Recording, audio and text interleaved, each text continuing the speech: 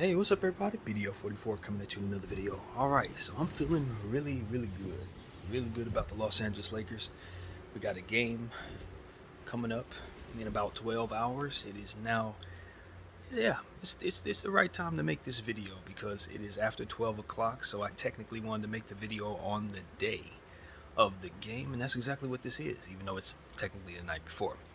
Nevertheless, I've been doing a little homework on the Dallas Mavericks, so the little that's necessary to do, because to be honest with you, since they've made the trade for Kyrie Irving, they've only played like 2 games together as a team. And what I mean by that is Luka Doncic and Kyrie Irving haven't played much on the floor together. They don't know each other very much, and they've added a guy by the name of Justin Holiday to the mix as well, who's also going to play a pivotal role on their team. And he just got there right before the All-Star break. And has only played, I believe, 1 or 2 games with the team as well. So this is a brand new Dallas Maverick team going up against a brand new Los Angeles Laker team, and they're both working with the records that's been handed to them as teams. Of course, you have guys that have continued to be with the team and so on and so forth. But when you bring in such pivotal pieces, your team is basically different.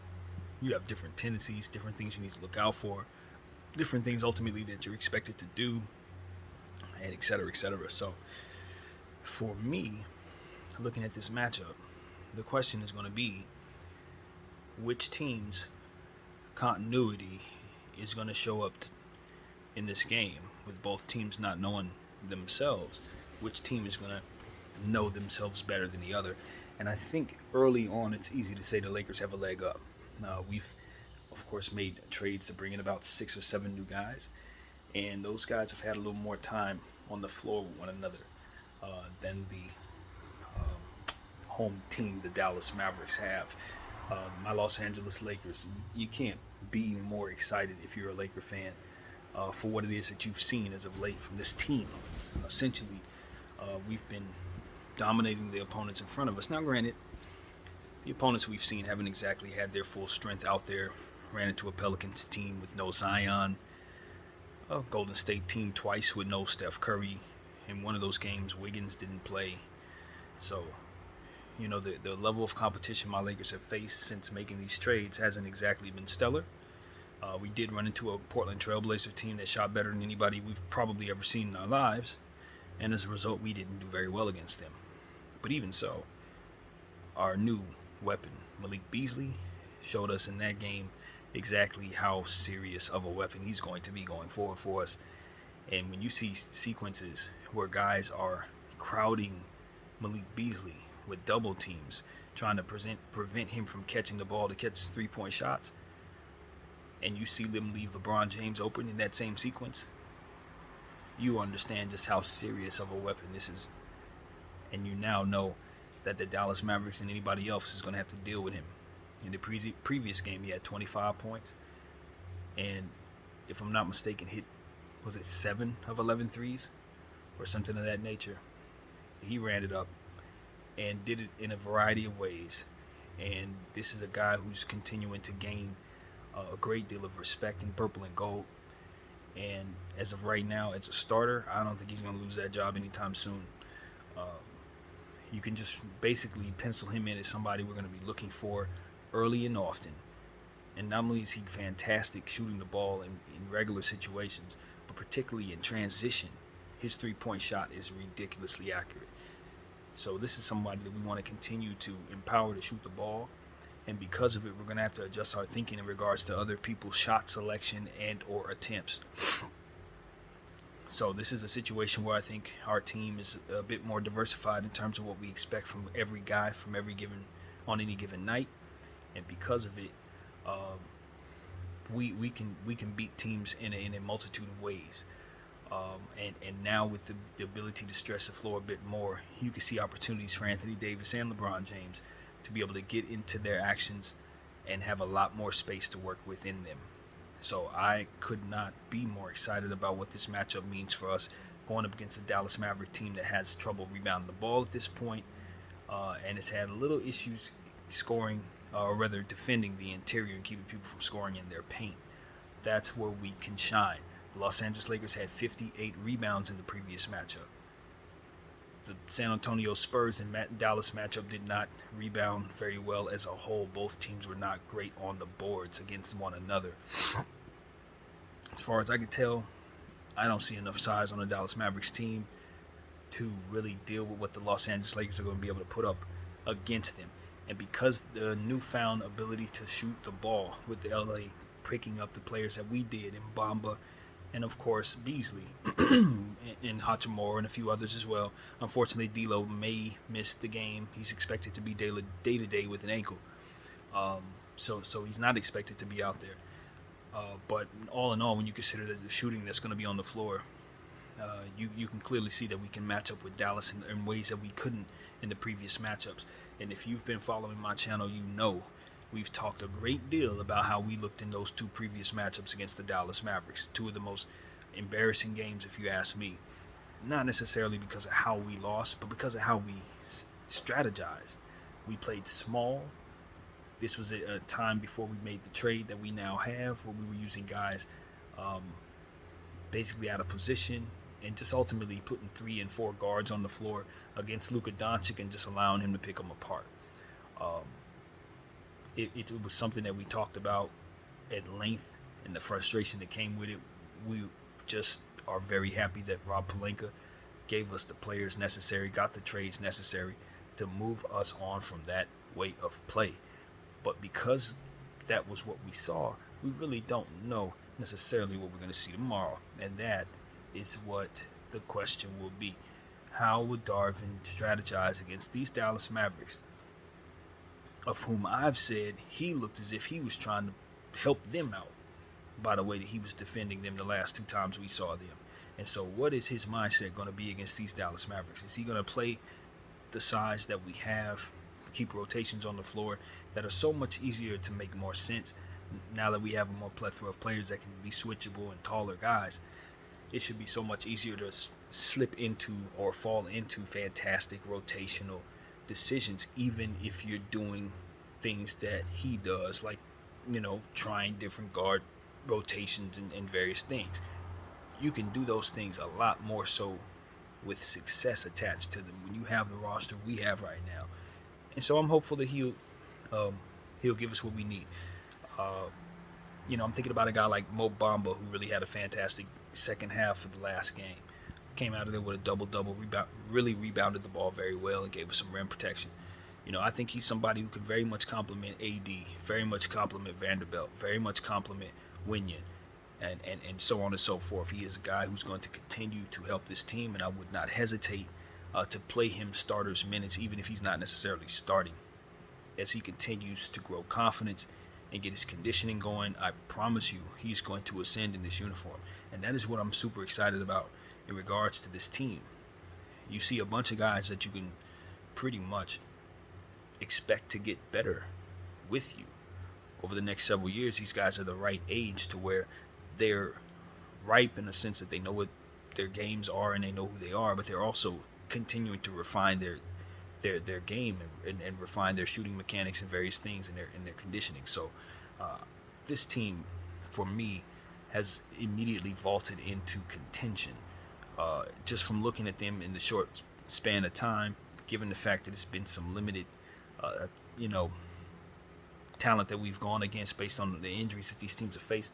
I do temper my expectations to say that we have to beat a really good team before we can really feel confident. But as far as what the task is ahead of us, with 22 games left, I am very confident that this is the right type of roster to attack the circumstance ahead. And so we start with this Dallas Maverick team, a 3-game road trip ahead. We will be playing Memphis and the Minnesota Timberwolves on this road trip as well. But for now, we got a tall task against Kyrie Irving and Luka Doncic, who are 2 of the most talented players on the planet, and who both look very good against the San Antonio Spurs. Obviously, the Spurs, who lost their 16th game in a row tonight, aren't interested in doing anything but getting Wembanyama. So far be it from me to say that they've faced the greatest, talent as well. Although they got some guys down there, including Malachi Branham, who's starting to make a name for themselves over in San Antonio. But I'll tell you this, Dallas got a couple guys making a name for themselves too. And because of the fact that they've picked up a guy by the name of Justin Holiday, I think it's going to shuffle their roster around in some unconventional ways, and some ways that maybe we're not expecting. For example, Hardy only had about 4 minutes in the previous game, and that's somebody who's been playing very well for them. But because they've worked Justin Holiday into the equation, and various other guys who are also there, like Tim Hardaway and Reggie Bullock, it's kind of pulled him away from the rotation a little bit. Jalen Green, I believe is his name. Am I getting his name right? Josh Green. Sorry about that. Josh Green of the Dallas Mavericks is somebody who's been getting a lot of minutes as well, who's been playing very well. High level athletic talent on the wing. So what you see there is a bunch of guards who have athleticism, who have the ability to dance a little bit, who have the ability to guard a little bit, and you got to be very careful to look out for turning the ball over against this team. If I'm not mistaken, they had about 10 steals against the San Antonio Spurs. Again, San Antonio. But nevertheless, this is a team that can do some good things. They had a game against the Denver Nuggets where Kyrie Irving did not go. That was the matchup they had previous to San Antonio. So without Kyrie, it really wasn't a whole lot to see there. They just didn't get a lot of help from no one other than Luka Doncic in that particular matchup. But you did see opportunities where they also did some good things defensively.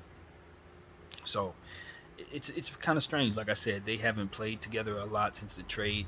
That Denver game was like 10 days ago, so they had 6 or 7 games between days where they didn't play, of course, the All-Star break. So, this is a Dallas team that's still looking to learn themselves and have the same circumstance in mind. They must win. Obviously, they don't have their back against the wall like we do necessarily, but when you consider the difference between teams within their spot, the 6th spot all the way to the 13th spot where we are, it's only about 3 games. So when you consider the truth of the matter, if they don't approach every game the same way we are and with intentions to win, they could very well be the team that falls out of the playoffs. And unfortunately for them, in my humble opinion, their roster isn't as talented as some of the other rosters around this circle of Western Conference teams in this battle. However, they are top heavier than a lot of teams, and because of it, they have big ability in regards to putting up points. 142 points they scored on the San Antonio Spurs. So this is not a team that you can poo-poo against in terms of scoring the ball, obviously, when you're considering the type of high-level talent that Luka and Kyrie provide. When you throw in the shooting ability of a Tim Hardaway Jr., those two kids, Green and Hardy, if they play, and now Justin Holiday stealing the ball, and then Christian Wood, who's starting to find his confidence. He looked pretty good against San Antonio, and there's been some things said about how their front court has struggled and how they need to feature Christian Wood a bit more than they have. And I think you're going to start seeing the beginning stages of that probably tomorrow, given the fact that he loves playing against the Lakers. He always kills us, so just expect it. No matter what uniform he's wearing, he's going to play well against the Lakers. And so that's one of those situations where I'm just mindful that, tomorrow defense is going to be on tab. But we do have the length to make life very, very difficult for this team. We just got to use it. So from what I've read, Vanderbilt's going to get the Luka Doncic assignment. I have absolutely no problem with that. That is exactly why he's here. We don't want Bron or AD having to chase players around of that caliber if they don't have to. That's exactly what Vanderbilt's for, and I think he's going to do a fantastic job. As good as anyone can do against Luka Doncic. Don't get it twisted. Luka's going to get his numbers. It's going to be whatever he wants it to be. But at the end of the day, we're going to have a legitimate player to throw at players at that level, and that is ultimately what we needed. Consider the fact that Anthony Davis has been playing some of the best defense in the world. Even though his offense hasn't necessarily been there, 3 of 5 in the last game, we didn't care that much. We'd love to see him attempt more shots in theory, but we also love to see the diversity of shots going up amongst other players in that particular matchup. So, given the fact that he was a superstar on the defensive end and has been pretty much since he's come back from his injury, I expect more of the same tomorrow against Christian Wood and Dwight Powell. Now, much has been said here on this channel about Dwight Powell. We've been talking a lot about how the Dallas Maverick fans have been complaining about him. I've been seeing it all over IG. Myself, personally, just looking at various posts that they've posted, given the fact that I follow the team and they're always complaining about him. But as of late against San Antonio, he really looked good, man. He had 3 steals, if I'm not mistaken, led the team in steals. And they just had a lot of nice passes that they were finding him in the lane. Kyrie Irving was finding him with some beautiful dimes that just showed you that the synergy is going to be there and their intent on getting him involved and keeping him involved. And he looked good, man. So for all that we've been saying about Dwight Powell, he looks healthy. And I have a strong feeling that because I've been talking about him the way that I have, he's probably going to have a good game against us. So we need to be aware that he has bounce right now. He has his bounce. So that's what I'm seeing out of this team. You know, guys like Reggie Bullock, his shot comes and goes, but you got to be careful with Reggie because just like AD in a different way, entirely different way, he can still have a fantastic game without scoring as much. And you'll psych yourself into thinking that because he didn't shoot well, that he didn't defend just, in a very phenomenal way. So that's the thing about Reggie. He's a two-way guy. He may go 2 for 9 tomorrow, but he may also lock somebody up. So you just got to be aware of him. Don't do errant passes around his arms and things like that because he will get steals and create problems for you. And with the addition of Justin Holiday, depending on rotations and how they use him, I just think that Dallas is an overall better team.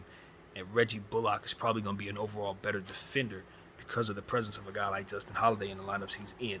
So I just look at the Dallas Mavericks as a significantly more dangerous team now that they've picked up Justin Holiday. I know that sounds kind of strange to those who, don't necessarily follow him to that degree. And I'm not saying he's a needle mover in most situations, but I just look at what they are in the Dallas Mavericks and the fullness of what they needed, which was depth, and I just say he's right on time, man. He just gives them a much fuller roster. And when you consider the fact that they have the Holiday guys, the young guys, Hardy and Green stepping forward, now I see a forward rotation that just gives them a fuller, deeper team. And it just doesn't make them Luka-centric, anymore. And so that's what I like about this Dallas team now. Just like my Lakers here, you're going to see them use more people and ultimately just get more out of themselves. Kyrie Irving, from what I understand, he's averaging, in these 2 games, I think it's only been 2 or 3 games, 27 points and like 8 assists, 5 rebounds. So clearly he's playing at a super high level. And we know that his mindset is to either sign with the Lakers or sign with the Mavericks. So he's going to be on display tomorrow, and we need to be aware of that. He's looking to make money tomorrow, and it's not just about winning the game. So we need to be very, very, very keen on what it is that the atmosphere will be for this Dallas team. They're trying to hold on to their 6th place position.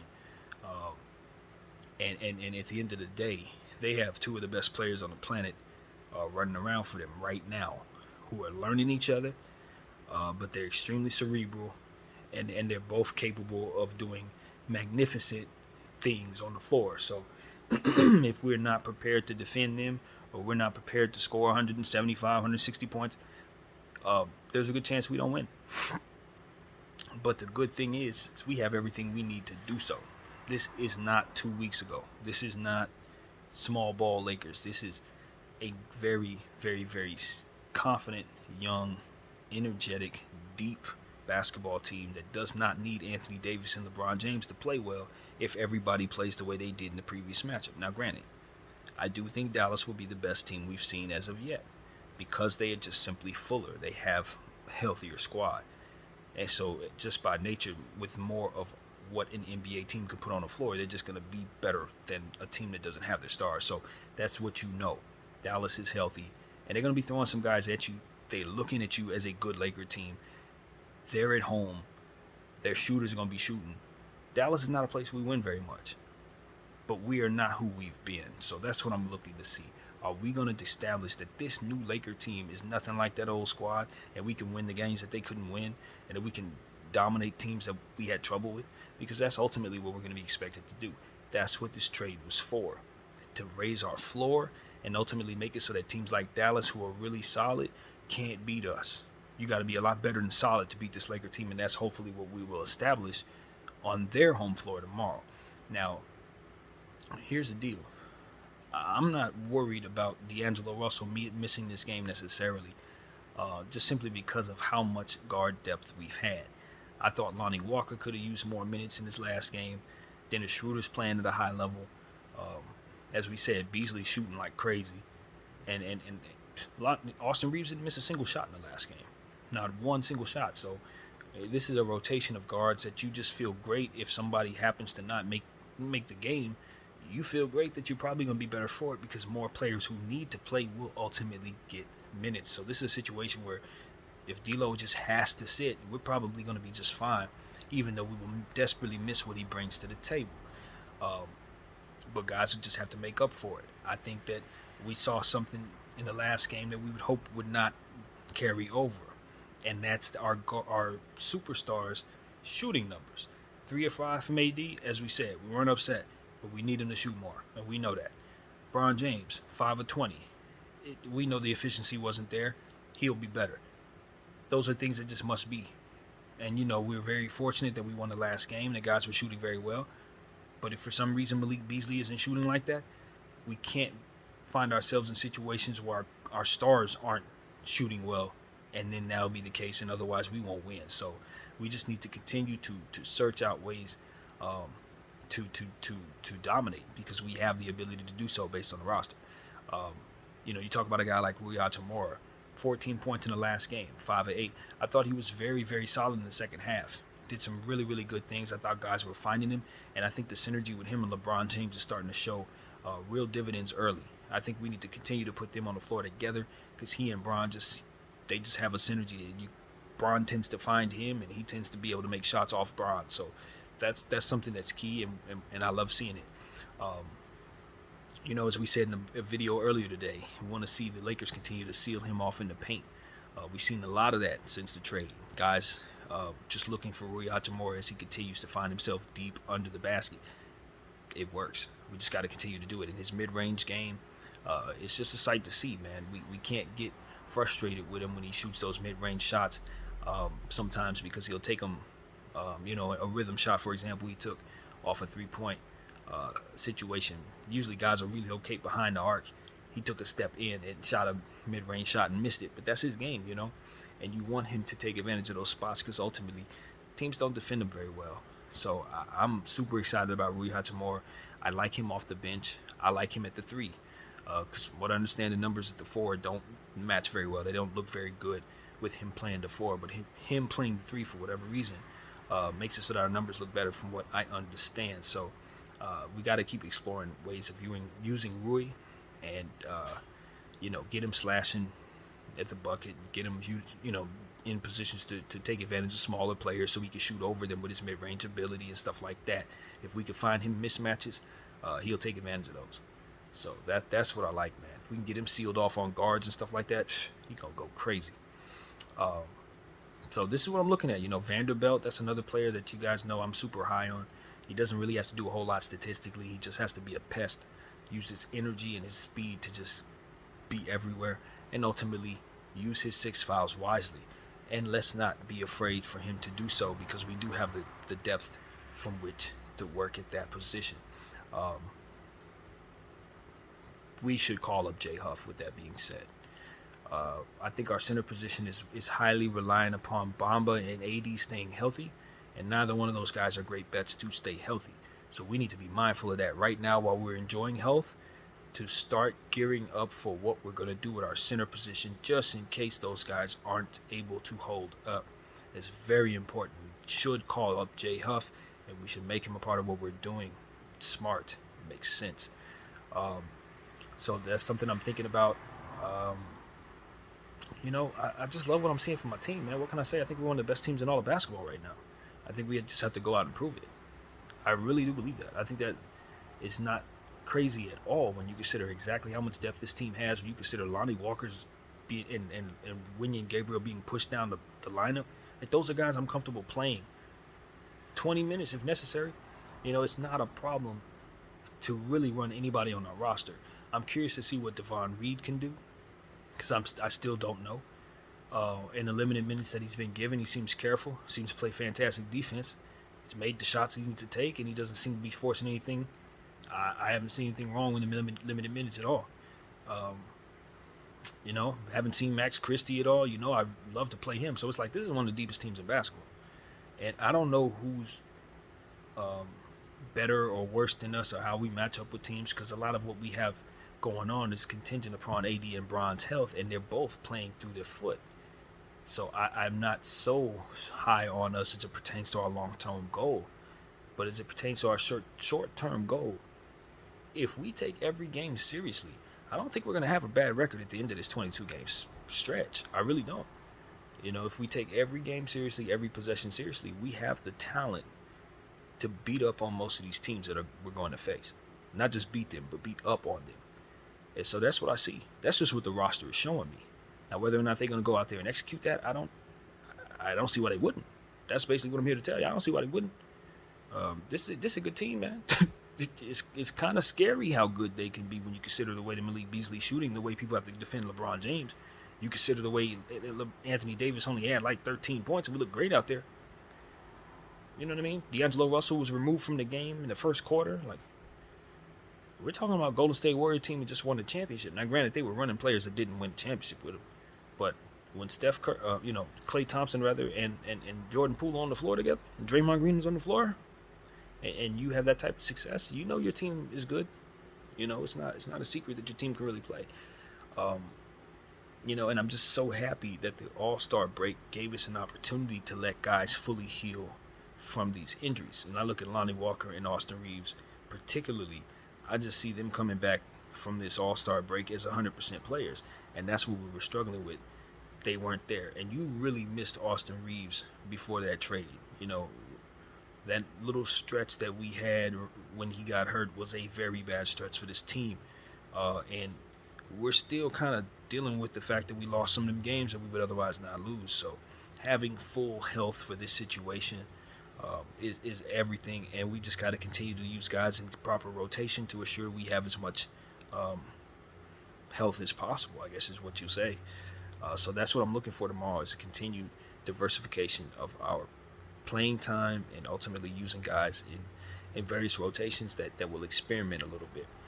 Going up against a Dallas team that doesn't know themselves, that isn't particularly deep, although you look at certain players, like I said, the Holiday and certain players, you will look at them as a deep team going forward, I think. But depending on how they use their rotations, they're not particularly big. We are. So that's really where it's going to be the difference for me. I just don't see the size. Dallas should not be able to guard us. We should be able to just eat up boards left and right. I do respect a guy like Christian Wood, can rebound the ball. Obviously, Luka Doncic is an amazing rebounder himself, so he's going to get over 15 boards I expect him to get over 15 boards tomorrow. He's going to need to. But it's one of those situations where it's like they just don't have the personnel. A guy like Dwight Powell, he's going to rebound hard. But with Vando, Bamba, Bron, AD, Rui, it's just too much rebounding. Straight up and down, I'm gonna tell y'all the truth. We should beat this team. Now the thing about it is it's an afternoon game in their house, so history tells us just no matter who's wearing the Laker uniform, if we're going into Dallas on a Sunday afternoon in the ABC, probably gonna lose. But like I said, this team and the changes that we've made, these guys weren't worth the Lakers. Some of these dudes with Utah, Orlando, Minnesota, they don't know these tendencies and they don't identify with them. But they are wearing the uniform and they are going to be establishing themselves. So that's what I want to see us do. LeBron was doing a lot of deferring, making sure guys got the ball. The new guys and the synergy that they've already established before getting here is something that we've been trying to utilize, and I want to see us continue to. And, it's just going to be about discovery, really. As we continue to move forward with this team, you want to see what level they can go. You want to see what all these new pieces can do. And what we're finding out is that they're all really, really, really capable. You give them the ball, and they all can just do whatever they need to do. As Malik Beasley told LeBron James, I'm going to get mine. You ain't got to worry about me. And that's one of those situations where it's like we haven't really had players say that to him on this team. Like, we haven't been able to really get anything done without him going absolutely nuts, especially if AD ain't on the floor. So, for us to be able to have that type of scoring, to be able to recount on certain things without really second guessing, it's a luxury, given the fact that we had the literal complete opposite with a good portion of what we had going on early, before the trades were made. So this is a very special situation, given the fact that we know that this team is somebody we're chasing. It's the beginning of the road trip. Every game is a playoff atmosphere. Every game is a must-win. And the type of talent we're going up against, these are real competitors. Kyrie Irving is not going to come out there with anything less than a bunch of confidence. And he's going to do what it is that he does. And depending on how he's feeling, it can go all the way up. You know what I mean? That's the thing. And if you look at Luka Doncic, obviously the same thing. And when we say all the way up, 60, how high they want to go. And that's the ability of the players on that side. However, LeBron James, Anthony Davis, obviously same thing. Championship credited to them together. So it's like, we know we're more capable than this Dallas Mavericks team. We know we've played more basketball than them. And it is what it is. Their record is not a reflection of what it is they should see tomorrow. We should overpower them because we're a better squad. Now the question is that going to translate? Is that going to translate? Is one of those dudes or both of those dudes going to go all the way up? And if so, can we beat them if they do that? And it's going to be a question that this team is going to have to answer. And to be honest with you, that's something that should be. As you get to the playoffs and with the inflated scoring in the NBA today, you may see guys go for 55. You may see guys go for 60 in the finals, in the playoffs, because that's just the era we're in. So if you can't defend teams that are going to score 145 points on you, or if you can't overcome a 40-point Kyrie game and a 38-point Doncic game or something like, good luck. Good luck, because it's going to require you to win those games in order to win this year. So with what we got going on, I don't care how far up their elevator goes. It's sort of how I felt about the Portland game. Yeah, Portland was shooting out of this world, but you still got to find ways of competing in those basketball games. You still got to find ways of knocking them off of their three-point, comfort zones. And I just didn't feel like the drop coverage was the best thing for us based on what was said by other analysts. So I will be looking to see if we have that problem tomorrow. Tim Hardaway Jr., Reggie Bullock, Kyrie Irving, Luka Doncic, Davis Bertans, depending on if he's healthy or not. I'm not sure. They got shooters all over this roster. Green can shoot. Hardy can shoot. Holiday's able to hit shots. This is not a team deficient from behind the arc. Christian Wood can hit the three. If you don't get out there, these are the type of things. Like, Dallas is known for the three-point shot. This is not a conversation about being caught off guard by them shooting 35 to 43s tomorrow.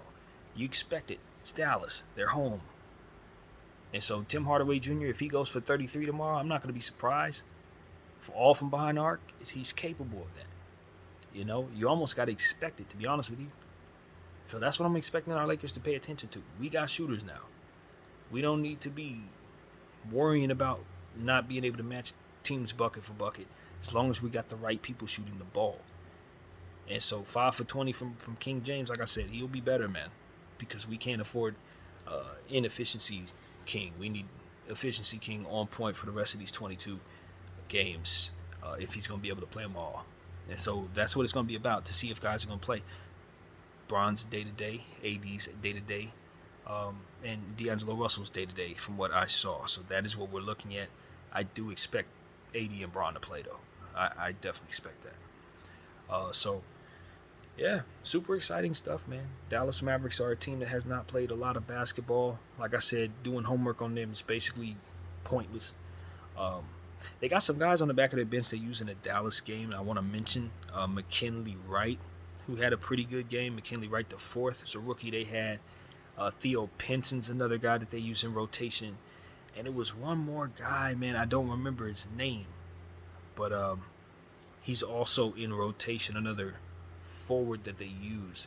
So they're trying to find some things. That's the thing about their team. They're finding players in other areas, trying to strengthen their overall depth.